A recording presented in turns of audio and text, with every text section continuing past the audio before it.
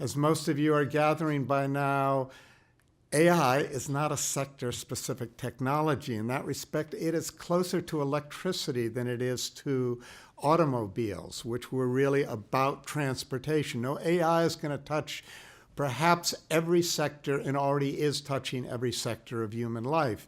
And how are we going to monitor that? How are we going to be assured that there are not gaps in the kind of oversight we put in place?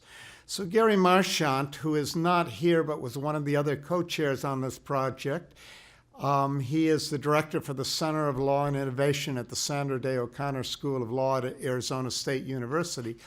He and I had been dealing with this problem long before this project started, and we decided one day, rather than belaboring the lack of effectiveness of the governance we had, what would we put in place if we had our druthers? And out of that came a model that we called governance coordinating committees. And the basic idea here was to put in place some kind of governance structure that was much more agile and much more comprehensive and was truly multi-stakeholders. So it wasn't just dominated by either those who were elected or by even the leading corporations, but had broader input from other segments of the society. We had developed this model, and this model played on themes that were already out there. So the World Economic Forum, at the UN, here at many discussions that have gone on at the Carnegie Council for Ethics and International Affairs, people have been talking about the need for agile governance, something that's much more adaptive and responsive, and various ideas had come to the fore, but so far nothing really effective has been implemented. And our idea was that emerging technologies, largely because some of them are not belabored by existing laws and regulation, they actually afford us a pilot project to begin working with more agile structures for governance.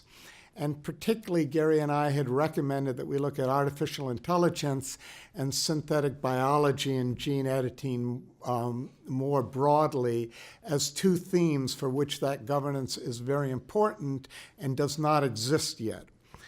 So we brought this to our discussions, and both in workshop 1 and 3, we had some really rigorous discussions that were enriched by the plethora of genius that we had in the room.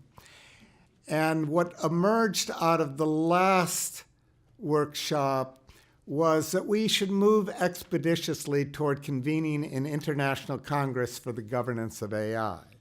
So that is a project that has moved forward. Now, first, let me say a little bit about the model, and then I'm going to quickly talk to you about the Congress idea.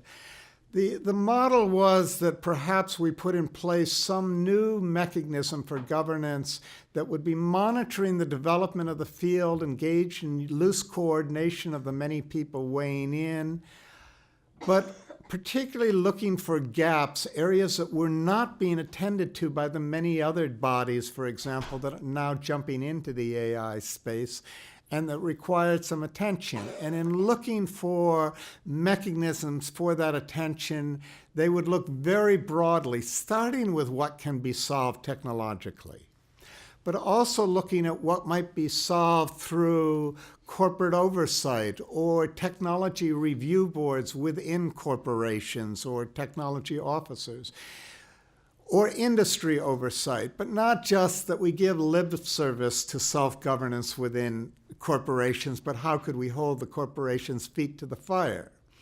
And then also to look at what's sometimes referred to as soft law or soft governance. So that means standards, laboratory practices and procedures, insurance policies, a vast plethora of mechanisms that often come into play long before we get to laws and regulations. And some of those standards, of course, do rise to the level of needing to be hard law and regulations because they're things that require enforcement.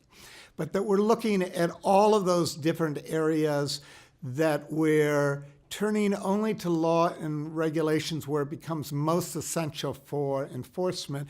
And if possible, we even have a new role for our governmental leaders that they put in place ways of enforcing standards which have now been broadly accepted. We do actually already see that, for example, with the Federal Trade Commission in the United States. It will prosecute almost anything that it sees as an egregious beline of public trust by within the areas of trade. So that gives you a sense of what we're talking about in the mechanism.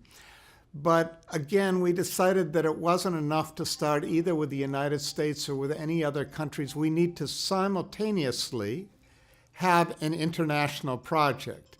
And in that regard, we convened a meeting here in New York City on September 26th. It was co-chaired by something called Building Global Infrastructure for the Agile Governance of Artificial Intelligence, BGI, for AI, which is really me and Stuart and Francesca and David and a bunch of other advisors we have brought into that worldwide. But it was also partnered with the UN Global Pulse, and it was partnered with the World Technology Network, Jim Clark, that have been creating a network out of people and technologies and giving awards every year to leaders in that. And we brought together 70 of the leaders and representatives of many of the major leading bodies, including the IEEE, the UN had representation from many different fronts at that meeting. We had OpenAI, which is one of the other leading laboratories represented there.